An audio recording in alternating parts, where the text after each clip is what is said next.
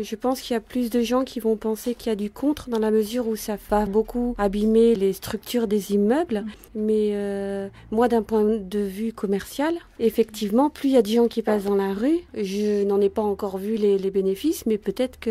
En dehors de la dégradation des bâtiments, l'une des autres conséquences du passage des bus serait le danger qu'il représenterait pour les enfants. Parce qu'il y a le jardin public qui est au bout, mais les enfants tout seuls, non, j'en vois pas. Les enfants, aujourd'hui, on les emmène à l'école en voiture. En réalité, le problème serait donc les bouchons. Mais dans ce cas, par où pourrait-on faire passer les bus ? De toute façon, plus loin, il y a le tramway, donc ils vont pas faire passer le bus là où il y a le tramway. Donc effectivement, il faut bien qu'on arrive à se partager. Le tramway est bénéfique pour beaucoup de personnes.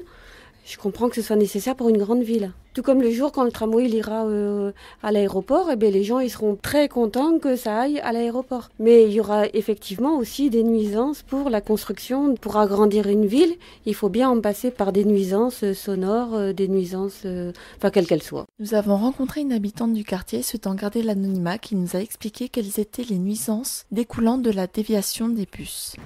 Donc elle a notamment évoqué les nuisances sonores dues au trafic incessant des voitures et des bus qui commencent donc de 5h jusqu'à parfois 22h, voire même plus tard dans la soirée. Et donc l'impossibilité également juste d'ouvrir ses fenêtres pour simplement aérer ou simplement donc rafraîchir les pièces, dû également à l'importante pollution provoquée par le trafic qui a donc été augmenté. Pour elle, elle a dit que c'était totalement l'enfer, elle n'avait pas d'autre mot, elle pensait même à déménager parce que c'était juste insupportable cette nuisance, alors que c'était un quartier réputé pour être familial, pour être calme, alors que maintenant elle se croirait dans l'hypercentre vers la rue Sainte-Catherine. Et donc aussi ce qu'elle a dit qu'en fait elle n'était pas foncièrement contre la nouvelle ligne de tram et qu'elle comprenait la nécessité de ces déviations, mais que c'est vrai que c'était bénéfique uniquement pour les commerces et que pour les riverains c'était quand même très difficile à vivre au quotidien.